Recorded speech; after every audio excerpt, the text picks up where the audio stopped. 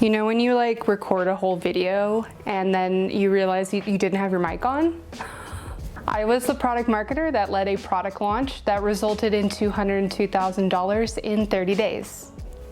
So if you're a new product marketer or you're a product marketer that's been tasked with creating a launch framework and you're thinking, oh my God, how do I do this? Then you've come to the right place. If you're new here, hi, hello, my name is Natalie Allison, and this is my channel all about product marketing and content creation. So if you like that sort of thing, please feel free to like and subscribe. I would really appreciate it as a little baby YouTuber.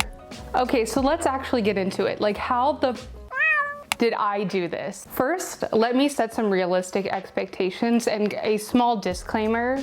Number one, product marketers lead the project or they project manage product launches, but they're not the only person behind a serious result like this. It takes a solid team that's collaborative, empathetic, and high performing in order to have results like this. And this is a big one. If you're currently at a tech company and you're hoping to drive results like this, I want to make sure that you understand that too, in terms of expectations. You need to have the right tools. Your company needs to provide you the right software to actually track success metrics like revenue generated.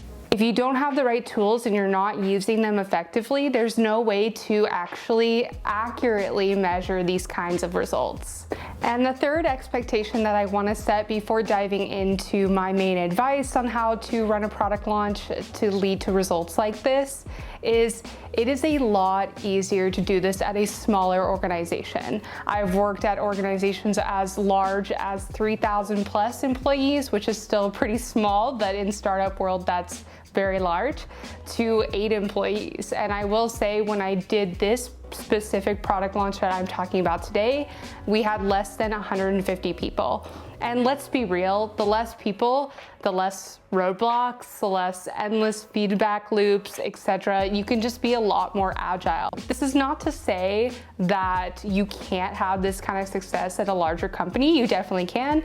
But in my experience, my personal experience, this was a lot easier to achieve. And I've had the best results with smaller companies doing this process. I had to be real with you. I had to start with the expectations and set the tone, because you can follow my advice or anyone's advice to a T, but if the environment is not really facilitating this kind of results and can really help you to lead to this kind of results, then it's not going to happen. So the first reason why I believe that this product launch was really successful was because we had great product marketers and great product managers who really understood the true challenges that our buyers were facing, or the true jobs to be done that they were doing at their job. We did interviews both before the formal beta process and during the beta process to make sure that we truly understood what our buyers or our target customers really are challenged with and what tasks they're trying to achieve at their job.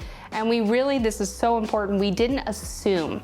It's very easy in product marketing and even in product management to assume that you understand, okay, yep, this person has this problem, we're gonna build this feature, and that's it.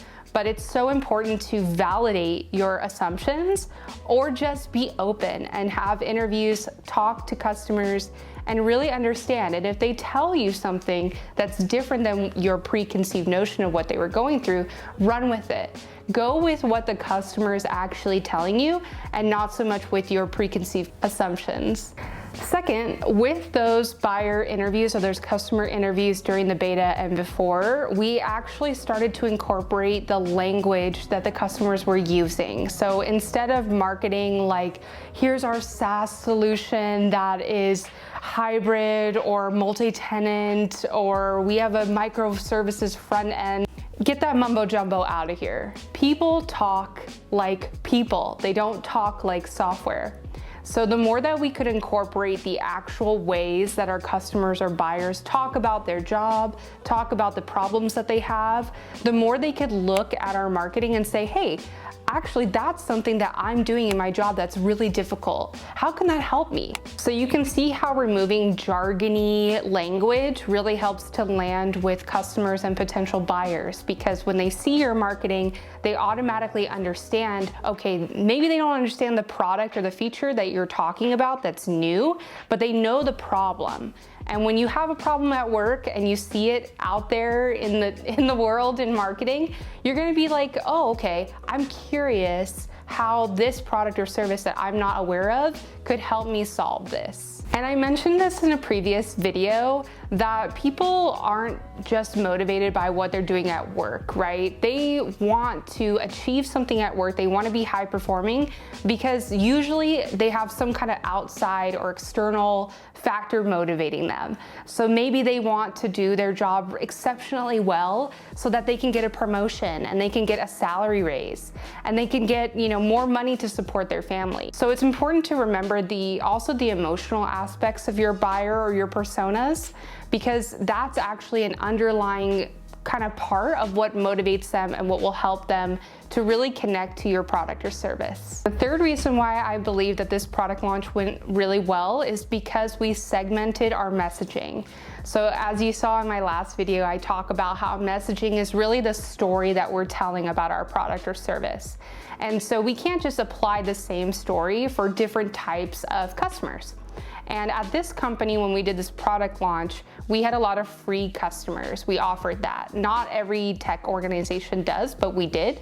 And so they received an email campaign, so multiple emails after the launch that had messaging around how they would need to upgrade in order to get that product or new feature. And for our paying customers, we changed the language to be more like, hey, just in case you missed it, or just so that you're aware, we just launched this feature that can help you with XYZ challenge. And these are the results that we're getting from our beta customers or what they're telling us to really help kind of prove that it's worth it to check out. It's really valuable to approach your messaging in this way for current customers because even though they aren't generating revenue, they're not upgrading to access this functionality or this product, it's really important that you drive adoption and really let them know what features and functionality can help them get more value out of their investment. 9 times out of 10, they're probably spending a lot of money. So the more you can show them new ways that we can solve their problem, that they can take advantage of the platform, the better, because that's gonna make their overall lifetime value much more solid. And in terms of retention, that really helps customers stay with you and not go to your competitors. My fourth reason why I think this product launch went really well is because I took the time to meet with every single team involved in a product launch that we had previously done. And any tech product marketer, whether you're at a small company or a large company, will feel this really tangibly, that it can get really easy to just launch something and move on to the next, and launch something and move on to next. But I think it's really important, especially if you had a previous launch that went really badly, like my first launch at this company, to go back and actually do what's called a retroactive or a postmortem. And that is scheduling meetings with those cross-functional teams who worked on the original launch. So again, this was the first one that did not do very well. And just be open, ask about, what went well, what didn't go well, and be open to ideas. The previous launch was a mess. I cannot even explain how bad it was. It's like we had no goals. We were just saying, okay, now this is available. Let's just do anything and everything marketing-wise to get the word out. Oh, I'm getting tired just thinking about this launch. And it's no surprise that that launch bombed because of the reasons I just explained. The teams felt really burnt out. They felt always kind of on edge because here's this product marketer coming in saying, hey, I have this extra work that you have to do for this product launch.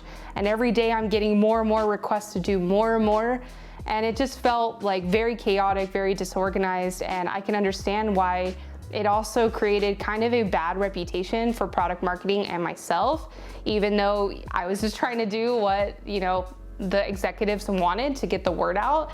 It's just a mess. So to make things right, and also to kind of repair my reputation, since I started to be known as the product marketer that was gonna come in and give you some more work to do on top of your day-to-day tasks in your job, it was really important to meet with every team, and I mean every team, okay?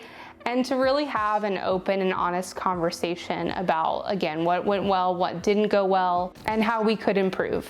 I believe it was really important to meet with each team because it helped me to understand what they really care about, what they're measured on, how they would like to communicate with me in product marketing during product launches. And it also opened up the conversation for creative ideas that we can do moving forward. And I think a lot of these ideas that came out of these meetings, these retroactive meetings on our first launch, really helped to drive the success of the second launch.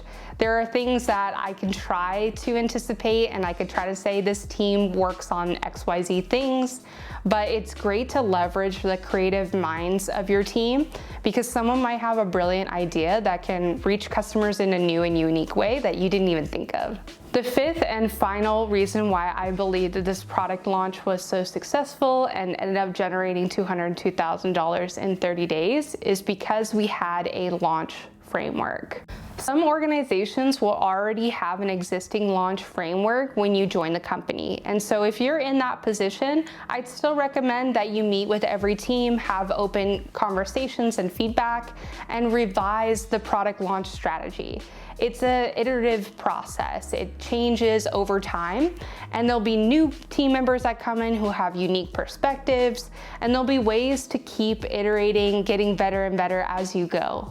Now, if you don't have a product marketing or a product launch framework, you need to approach this project very delicately. Some teams that are not familiar with product launch frameworks might view it as a project that's going to add way more work to their current workload and feel really unnecessary. But I assure you, it is such an important project for product marketing to do and so highly strategic.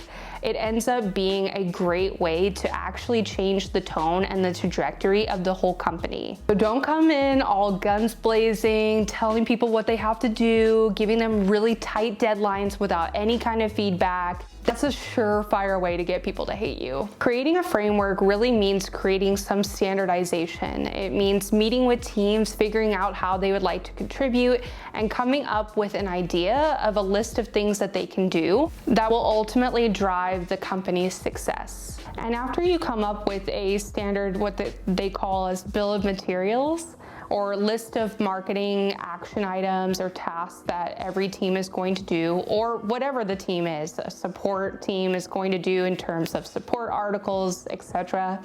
Then meet with the teams and discuss, does this make sense? You want to approach it as this is the standard, list of things that we do, but if it doesn't make sense to do this thing for this product launch, then don't do it.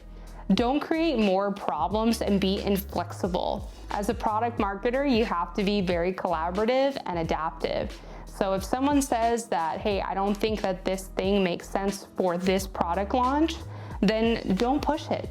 At the end of the day, be collaborative.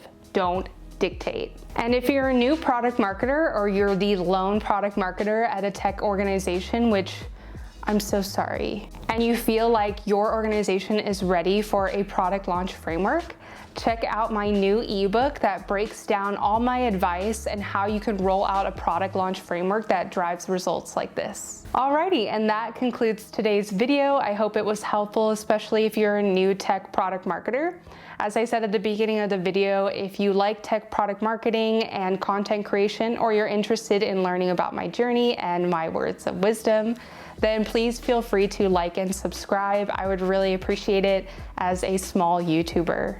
If you're interested in learning how to survive the corporate 9-to-5 tech grind, then feel free to check out my latest video to learn my tips. Thanks for watching, and I'll catch you in the next one. Bye.